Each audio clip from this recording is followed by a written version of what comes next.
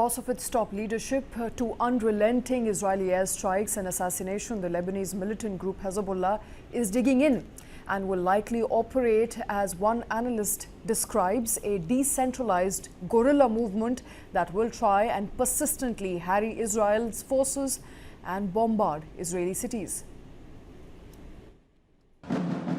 Hezbollah is preparing for a long war of attrition in South Lebanon after Israel wiped out its top leadership, according to two sources familiar with its operations.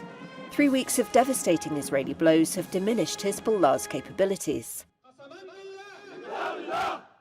But a new military command now directs rocket fire, like this strike on a northern Israeli town and the conflict with Israeli troops now on the ground in southern Lebanon, they said. The operations room was set up 72 hours after the group's leader Sayyid Hassan Nasrallah was killed, a Hezbollah field commander and a source close to the group told Reuters. The field commander described the command centre as a narrow circle in direct contact with the field, and said it operated in total secrecy.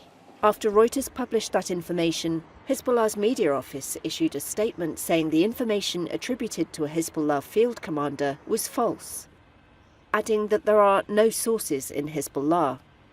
Hezbollah has not named a new leader after Nasrallah, with the most likely successor also killed. What Hezbollah needs now is Andreas Krieg of King's College London said the Iran-backed group was operating as a decentralized guerrilla movement. And so we'll see different cells operating more or less autonomously from the central core. And this way they're a very resilient fighting force, because even though Israel has severely degraded the strategic leadership, operational leadership of Hezbollah, they've also degraded the communication system. The different cells of the guerrilla movement are still operating fairly well.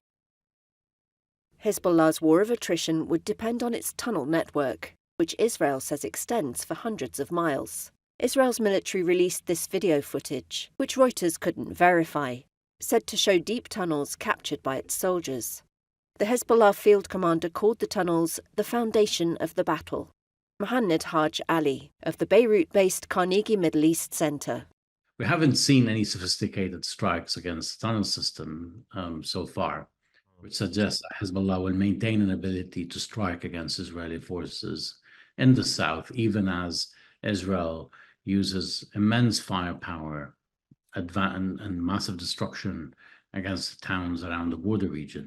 So I think the question of how will Hezbollah resist and how strong will the pushback be is banking on whether Israel has any more surprises up its sleeves, or we've moved beyond that, and now it's a regular ground invasion of which Hezbollah is fully prepared and will inflict casualties on the Israeli side.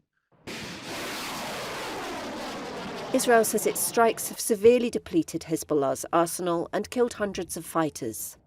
But the group still has a considerable stockpile of weapons, and it has yet to use its most powerful precision missiles, four sources familiar with its operations said.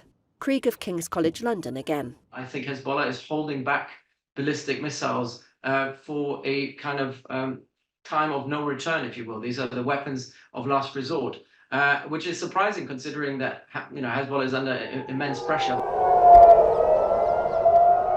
Israeli officials have said Hezbollah has been firing 100 to 200 missiles and rockets a day on average, and not the thousands expected, which shows significant weakening.